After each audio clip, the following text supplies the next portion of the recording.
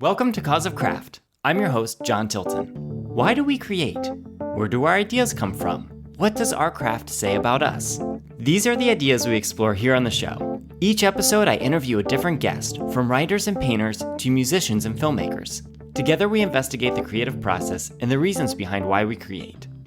Have you ever stepped back and wondered how you got to where you are today? This week's guest, Amanda Gearhart, shares her unique journey from childbirth educator to starting her own baking business. We also discuss the beauty in baking with family, how non-traditional career paths are becoming more acceptable, tips for new creatives, and more. I hope you enjoy our conversation. Welcome to the show, Amanda. Hey, John. Thanks so much for having me. So congratulations are in order because you just started your own LLC. So your baking is now an official company. How does that feel? It feels really good. I'm excited to get started with it. I still have a little bit of paperwork that needs processing before I can sell. But yeah, it's really exciting. What made you decide that you wanted to go from, baking for fun to baking professionally? So I think, honestly, the biggest reason is that I didn't want to keep eating my baked goods. But no, I really enjoy baking. I always have, but honestly, like who was going to consume them was always a big thing. And I do have a big sweet tooth. So if they're laying around the house, I will eat them. My husband is a huge cookie lover. So they really don't last long in our house. And this way I get to have that creative outlet. I get to do my baking, but I get to share it with others. And I think that is a huge highlight of baking is when you put that much effort and time and love into something and then get to share it with somebody else who gets to enjoy it. That's just really cool to me. Yeah, I think that's awesome too. So it's both that you love the art of baking these cookies and decorating them and all this, but it's also kind of like this safety issue of, I'm going to have way too much sugar than any human should consume. So I need to figure out what to do with all these. Yeah, pretty much. I mean, if I'm being totally honest, that is definitely part of it. So let's back up a little bit. So in your childhood, did you bake a lot as a kid, or what are your earliest memories with baking? I think it goes back to that cliche of grandma's cookies, right? So, or remembering grandma baking in the kitchen. My dad's mom, my grandma, has a really amazing chocolate chip cookie recipe, which sounds pretty basic, but they're amazing. And so I definitely have memories. And one year I remember too, we went apple picking with them and went back to my grandparents' house and baked apple pies together. So I think there are family memories there around spending time together and doing it with each other and learning baking that way. And then on my mom's side, my meme, she was a big baker. She would do all of our birthday cakes and cakes for major events and holidays. And we call them meme cake because she had a specific frosting that was amazing and delicious. And any extended family or friends that were over for any of those events would rave about her cakes. She was fantastic at decorating, doing like the buttercream flowers and those kinds of things. And right before college, I feel like I started taking more of an interest in the decorating. And she did do a couple of lessons with me and my sister Alex. She's into baking too. But I feel like I didn't take advantage of that like I should have. And again, I always liked baking, but I didn't bake a lot because I didn't want to eat all the baked goods. And so I think I'll stop there because I feel like I'm going to get into why I'm baking now if I keep going. Yeah. Well, you can get straight into that. But yeah, I actually do kind of want to pause for a second because it's interesting that you talk about how like you didn't take full advantage of her teaching when it was happening. And I think that happens to a lot of people. I've talked to other people on the show. Specifically, I'm thinking about the conversation I had with my friend Kaylin. And we were talking about just in college, it's like certain things you don't pay attention to that you end up finding that's really important later to your future.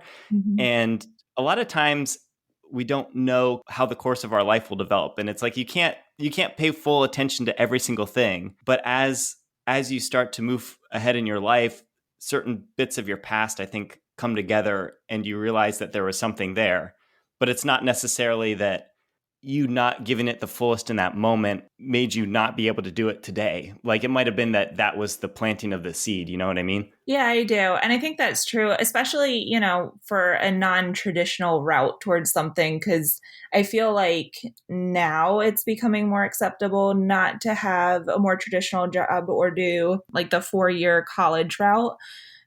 So doing anything culinary never would have even occurred to me at that time. But yeah, like you were saying, I think it definitely did plant seeds. And I think if you're really drawn towards something, it'll come back around or you'll find it again. When did you start to think, oh, this is something that I want to spend more time doing? It's going to sound like I'm getting off topic a little bit with this answer, but I usually around the holidays, I get the urge to bake. I don't know who doesn't really. It's just something about this season. So usually starting around Halloween and then through Christmas, I tend to bake a lot more anyway.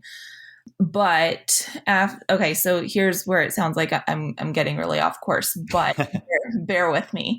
After I had my first, I fell in love with birth and I really wanted to pursue that, which that was another surprise that, I never thought that I would really get into or anticipated.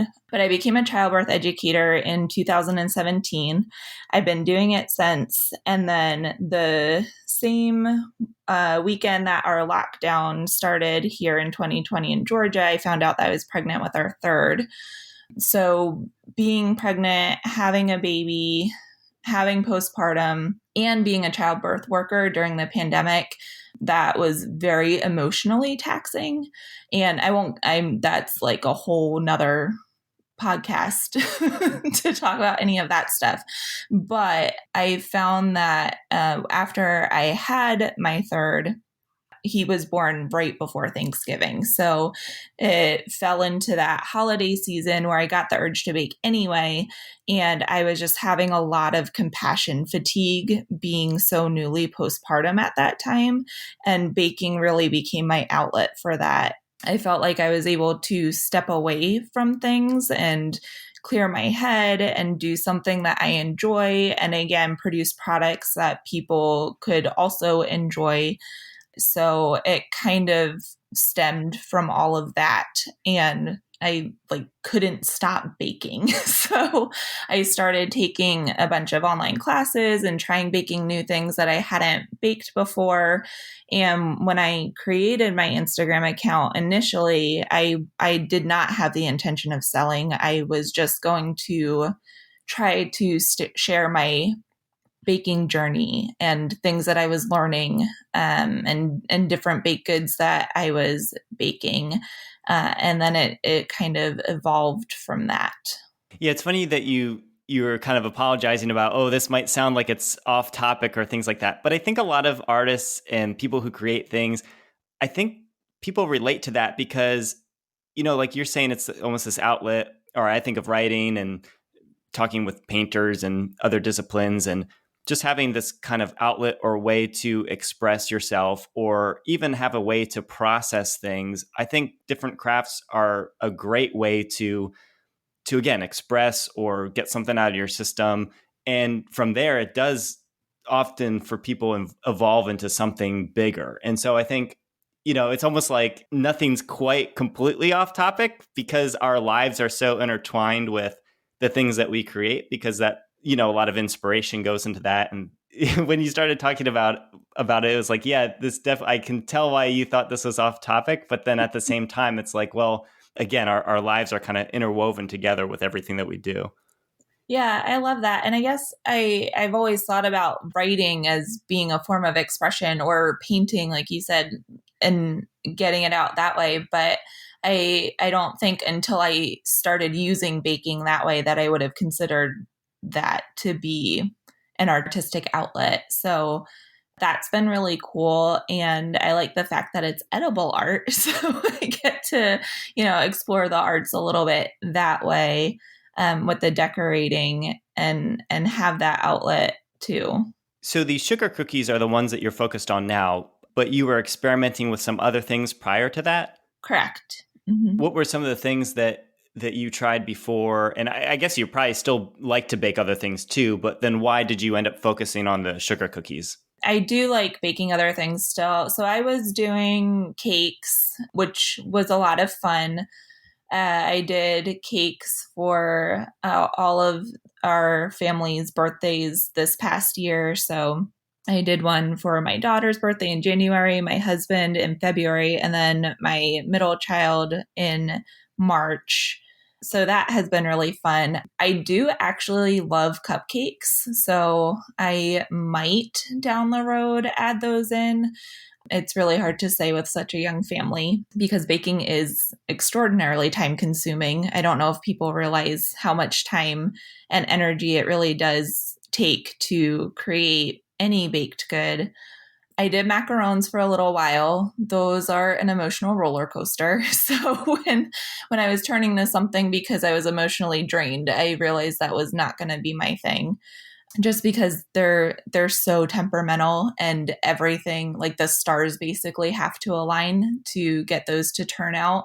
And I was finally mastering them, which was really exciting. But around the time that I was finally mastering them, my neighbor here had a friend visiting from New York, and she messaged me and she said, "Hey, my friend's visiting and she took up cooking during the pandemic and she's been doing really well with it. I know you really like baking. Would you be interested if we come over and she teaches you how to do royal icing and decorating cookies?" So I immediately jumped on that and was really excited about it. So they came over and she hung out with my kids while her friend taught me how to do the royal icing. And we did just some basic shapes and some basic decorating. I don't know why I was intimidated by the royal icing, so that's why I hadn't tried it up until that point. I knew that there were different consistencies and things like that, and I don't know why I didn't have the confidence to touch that. But after she was over, I realized, hey, this is actually not that hard to make. And I already had been watching a bunch of videos from other bakers on my Instagram feed, and I just think it's so therapeutic. I don't know if you've ever watched a cookie being flooded and decorated, but it was very therapeutic just to watch. And then when I was doing it, I was like, this is as relaxing and meditative to do as it is to watch. So I kind of fell in love with that immediately. And then I know that, decorating cakes and cupcakes, that definitely you can view that as being artistic too, but I just really liked the level of detail with the royal icing. And because there's different consistencies of the icing, I felt like I could control the design a little bit better than I could with the buttercream. You mentioned all of these memories that you have baking with your grandparents. So are you creating new memories with your children now, making these cookies? Do you try to involve them in the process? Yeah, I love that question. I do. My daughter is 5, and she specifically is very much into cooking and baking, always has been. It might have something to do with the fact that when I was pregnant with her brother, I would try to get her to nap, and I really enjoy Food Network, and it would put her to sleep. So I don't know if that exposure to Chopped or whatever has sparked that for her, but she does really like to help in the kitchen. So we do try to let her help with dinner and stuff like that. And I think, yeah, my childhood of doing that with my grandmoms, I think that does come into play, and those are really fun memories for me. I feel like it's a good way to bond. You're teaching some skills. And again, for me, baked goods always equate with love and showing somebody love when you bake for them. And so I do involve her as much as I can. Now it gets a little bit tricky with the selling, because with the selling, she now is not allowed to have anything to do with it. So I do like it, though. I think part of it too is important that they see me finding things that I'm interested in and pursuing passions. And I do like to model that for them too. So yeah. And so they're disappointed both not being able to participate in the ones that you're selling, but also I'd imagine not being able to eat them as well. Yeah. So my daughter, it's definitely more so the decorating. She really does enjoy being involved with the process. And I don't know really how she does it, but she does like to, lick the spoons and stuff like that when we bake for ourselves. But she's definitely more into the process. Whereas my son, he now, if he sees me baking cookies, he will come up and he'll say, "You baking cookies?" And I'll tell him, "Yeah." And he's 3, by the way. And he'll say, "Those cookies for us?" So anytime I bake now, he's like, "Do I get some of that? Do I get to eat those?" So, and I think my husband probably feels the same way that he does. So, they're on board. They're very supportive, but there's definitely a touch of disappointment there that they won't just be in the house for us to eat all the time now. And so at the beginning, you were talking about kind of this edible art. You were sort of hinting at that there was something a little bit deeper there. Like, what is it about making art that you can eat that's so special? I think it's one of those things, and cakes and cupcakes can fall into this too, I think. But usually when we go for baked goods, we're celebrating something. There's something there where families gathering or friends are getting together, and a lot of cookiers will do custom cookies. So they can be personalized with sayings, with names, with themes that are meaningful and significant to somebody. So that aspect of it is really cool because you get to participate in a small way in making that event or that occasion even more special. So again, you can decorate a cookie where it's beautiful and it's a cookie, but then I feel like your cookies and the cookies of people that do work similar to yours, it's so many steps beyond just like a beautiful cookie. Like, it's nice that photography exists so you can remember that you made the cookie and it still exists in some way. But again, it's not the same as looking at it in person or having the actual cookie. I guess I think about like the amount of time that you put into one individual cookie that's eaten in, however many seconds. It's like, of course I want the beautiful cookie to exist. But to me, I'm like, I don't know if I personally would be able to spend so much time making a cookie knowing like that it's going to be eaten at the end. I think sometimes I feel that for sure. I mean, yes and no, because they are time consuming. I don't know if people realize how long they take to make. I mean, you have the cookies that you have to bake, obviously, if you're going to decorate them, and then you have to make the royal icing. I'm getting quicker at it, but it's still time consuming. Adding in the colors, mixing the different consistencies, bagging all of it. And then for actual decorating, if you're adding designs or doing a little bit more intricacy with that takes a lot of time too, because as I mentioned, you have to let different layers dry. The drying time looks different depending on the person, depending on the tools that you're using. I know some use dehydrators to help speed up the process. I just use a fan to help them dry. It also helps prevent catering so that the icing doesn't kind of sink in on itself.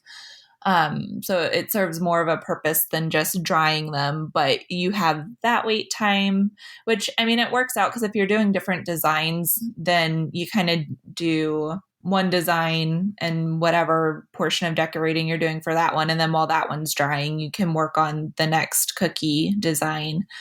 But yeah, when I do this, it is usually a 2 to 3 day process to make the cookies. Yes, it hurts a little bit knowing that they get eaten pretty quickly after all of that. But I think the satisfaction of seeing the finished product, and then like you mentioned, I take pictures of all of them. So I have pictures that I can go back to and look at. I don't know. I mean, I guess it's worth it then because I've been able to create this product that I'm really proud of. I learned something with each set that I do too, which is really nice. So yeah, I have this product that I'm proud of that I've poured a lot of time and energy in, and no, it doesn't take long to eat it. I mean, for the amount of minutes that I've spent on just one individual cookie, for it to be eaten in less than a minute. It's not the only thing like that either, because maybe in the art world it's more unique, but you think of life in general, and your kid's having a birthday party. You might put all this planning into the birthday party, and the birthday party lasts an hour or two. There's just lots of things that so much planning goes into it. Mm-hmm. And then the actual moment, or you think about like a wedding, all the planning that goes into a wedding, and then the wedding happens over the course of hours, and then it was the wedding. But I don't know, like I think there is some connection to what you were talking about earlier with how you're often making these cookies for some sort of celebration. It's almost like a way to signify like this event is special and worth all the time to create this moment where there's this beautiful thing that's a part of it. So even though it takes all that time, like you were saying, it's worth it in some way because the moment's bigger than just, oh, the cookie's gone now. Mm-hmm. Like there's more to it than just it's here and it's not here. Yeah, and it's funny you mention that because I feel like it hurts me a lot more to decorate the house for a birthday that lasts a few hours and then take all the decorations on and throw it out. Like that hurts me more than the cookies do. So I think too, maybe it just depends on your perspective and where the priorities are too. Well, and what you're passionate about, right? Because I'm sure that there's some people, what you're saying about how the creation of the cookie for you, like the process of that gives you something. And maybe it's just because it's more meaningful. It's interesting too, just talking about this because I'm not selling yet, but I have done a couple sets for friends, close friends that live here. And I'm really happy to do them. I mean, I love the process regardless, but I've found that if I am more in control of the theme, or I'm doing a class that I signed up for because I'm really excited about the design, the creativity flows a lot more easily than if someone is like, hey, can you make me cookies for X, Y, or Z purpose? Which I find really interesting because I know, like I mentioned, a lot of cookiers do custom orders. And I think that's really cool. But for me, I had already had it in my head that I was going to create themes and do X number of sets each month and sell them. And a lot of that stemmed just from the fact that custom cookies would be really hard for me to do right now. I've already talked about how time consuming they are. So you really need advance notice. But then I have a 5-year-old, a 3-year-old, and a 9-month-old. And trying to find that time can be really challenging. And having to have cookies for someone by a specific date is a little challenging for me right now because you never know, especially with the baby, you just never know how your day is going to go necessarily. And most of my baking that I do now, I do it on the weekends when my husband's home. And as I mentioned, he's been super supportive with this. And so he'll help a lot with the kids and free up my time because I do very much get lost in it when I'm working on them. I have no idea what's going on in the house when I'm when I'm doing the cookies because I do get really wrapped up in it. But I find a lot more joy and a lot more, I feel like I can express myself a lot more with the themes that I pick versus when I'm doing a specific something that somebody's asked for.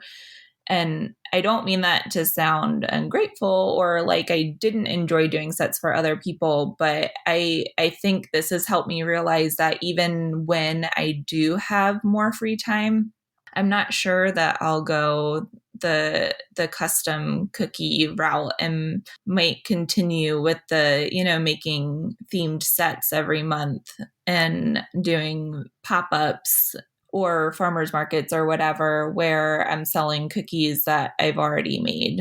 So kind of going back to the craft a little bit. So you'll purchase pre-made cutters. But those are like such a blank slate still. So it's, like I'm looking at one on your Instagram now that's, you did like kind of a strawberry lemonade theme. So you have like a pitcher or a strawberry, but then the way that you fill it in, like it's so beautiful. And so I would imagine it's your unique take on it. Do you do a lot of experimentation to get to that point, or do you kind of have a vision of what you want in the design in the first place? Usually some of the earlier sets on there, like the 4th of July one that I did like mountains and a truck and an RV and I think fireworks. And so for that one, and a few others of the earlier ones I did, I actually took pen to paper and would draw out the design first and kind of work through it that way. And for some of the sets, I would do that and think I had it and then would end up scrapping it and starting over and sketching something else out.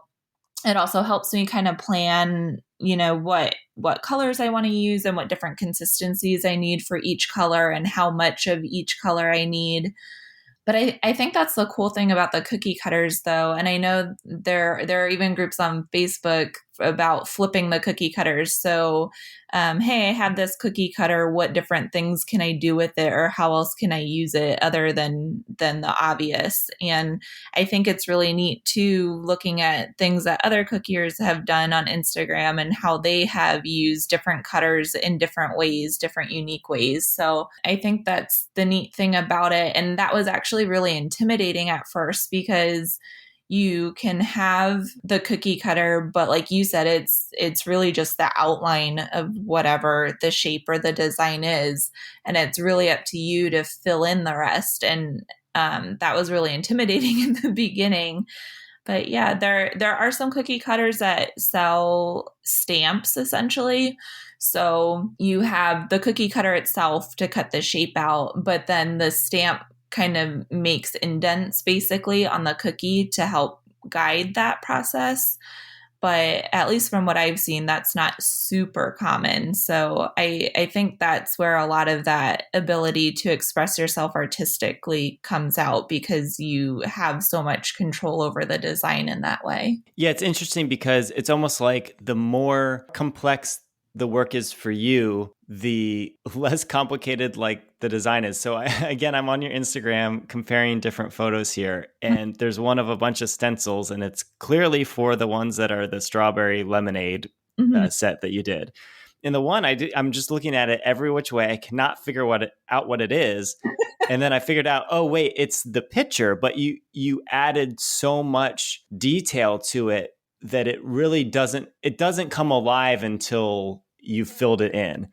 It reminds me of growing up, we had a bunch of different Christmas cookie cutters. Mm-hmm. And I think the ones that had the greatest potential for us as kids ended up being the ones that just without any expertise just didn't look anything like it. Like we had this cookie cutter of Santa Claus carrying like a sack of toys, but you would never guess of what it was because it was just it's such a vague, strange shape, versus if it's a candy cane, it's like, okay, well now all you have to do is add the stripes, Mm-hmm. versus Santa Claus. It's like, well, if you're going to make that look like Santa Claus, like you got to know what you're doing. Like you have to plan that out and like really put it together. I think it's funny you mentioned that too, because I mean, I'm in a bunch of different cookie Facebook groups too, and every so often somebody will post a picture of a cutter and be like, "Can someone please help me? What is this?" And it's just really interesting. Like some of the answers are hilarious, and sometimes it does. Like if you turn it different ways, you can use it